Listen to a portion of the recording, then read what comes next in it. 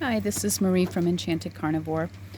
I haven't done a video in a long time because I fell off the carnivore wagon, so to speak. Um, it's not really that carnivore is a temporary trip you take and you can get on and off. It is a lifestyle, and um, it's a lifestyle that I want to bring back into my life and to embrace it. So the last videos I had done, I think I had talked about how I'd been on carnivore. I had lost some weight for the first time. Well, maybe the second time, but the first time in at least a decade that I was able to get my weight below 200 and to feel, somewhat decent in my body, and that I had put a little weight on after I had moved back home after my father passed, and I kind of allowed myself to make not so great choices and to get back into some bad habits of junk food and soothing grief with food. And I had put like 10 pounds back on, but I had maintained below 200. Well, last winter I entered into a relationship again, and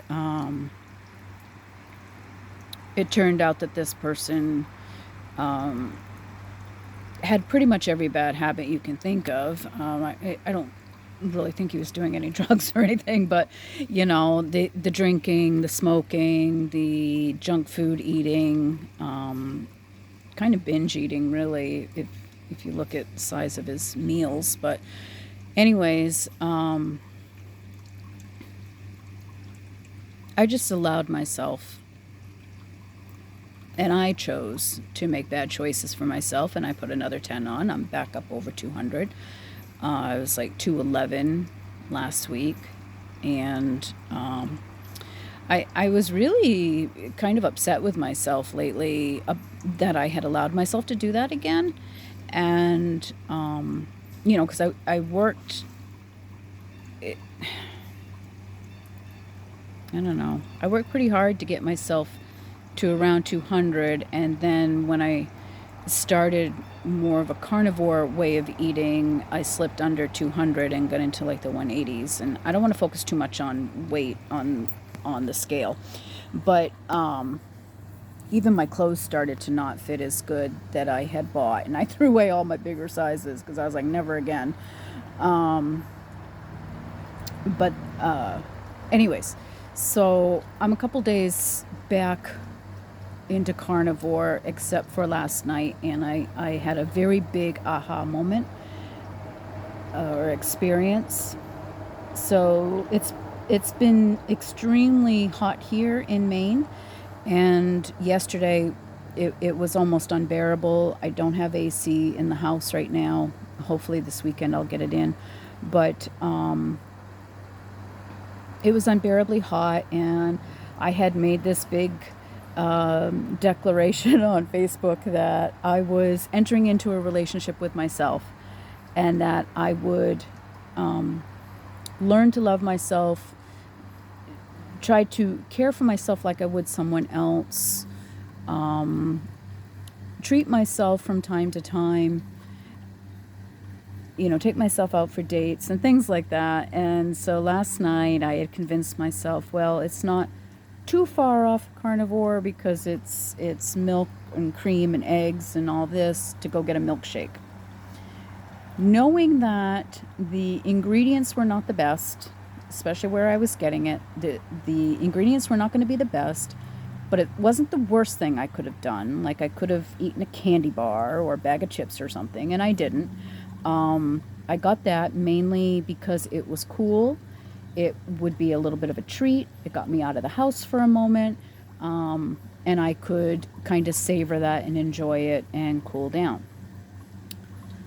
While it was delicious, and I did enjoy it at the time, What I experienced after was achy joints, um, cramps in my feet, a stuffy nose. I could barely breathe last night. So, on top of the heat, I was achy and stuffy and crampy in my legs and feet. So, I can only attribute that to dairy and probably the sugar with the dairy that was in that. And it was not pretty. It was not comfortable at all. So this morning I threw out the rest of the cheese that I had, even the goat cheese. I think cheese in general, from my experience, has done that. Milk will do that to me.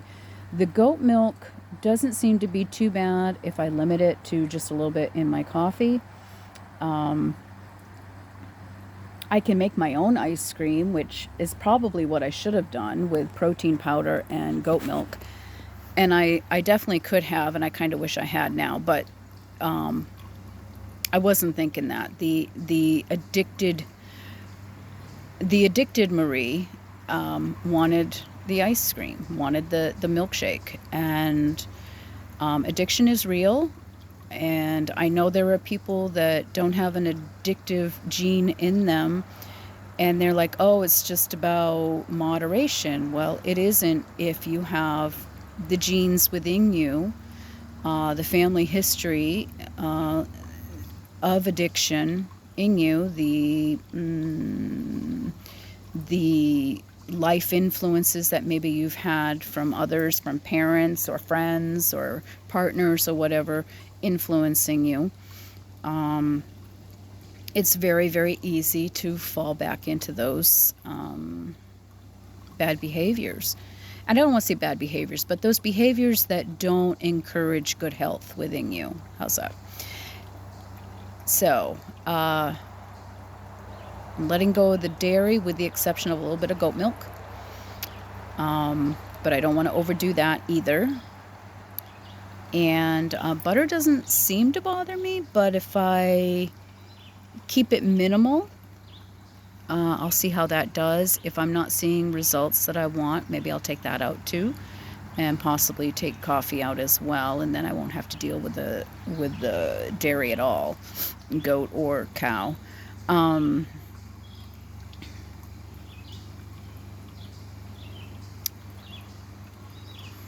So I'm back on carnivore again. This may be the 6th, 7th, 8th try I've had. It's been a real struggle this past year. I do much better when I'm living alone and I don't have these things in the house. That will be what I have again here very soon. And I allowed myself to be influenced by someone who doesn't care about his health and maybe has never had an issue, with metabolism and his weight and all of that. Well, I have, and will continue to have if I make those choices. So anyways, I'm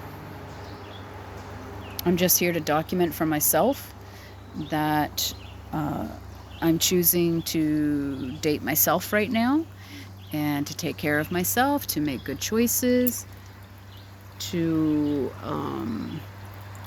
be kind to myself, and to learn unconditional love for self. Because we can have it for other people, we can have it for our pets, we can have it for our children, our parents, and others.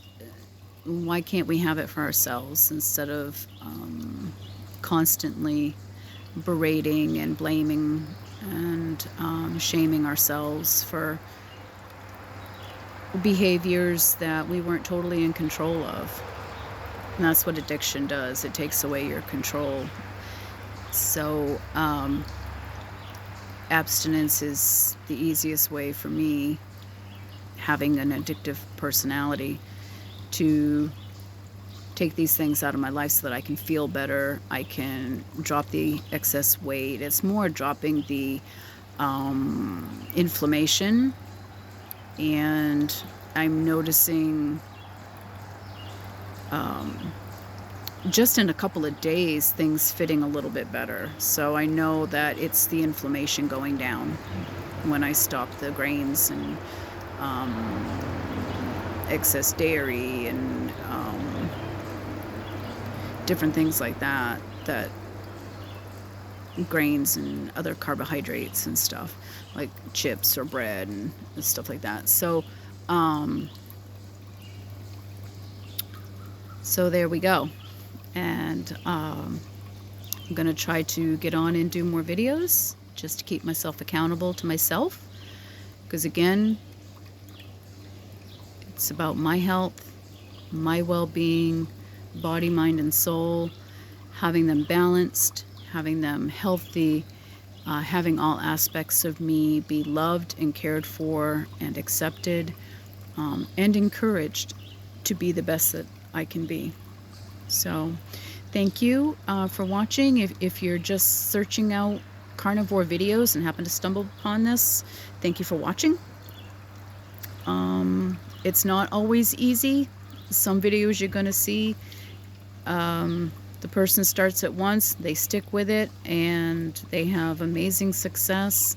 That has not been my experience.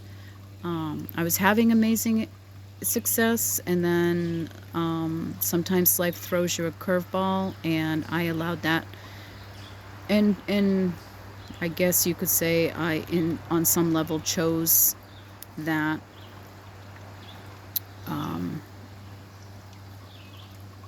Chose to make choices that weren't the best for me. So just keeping it real. Thanks, and blessings on your journey.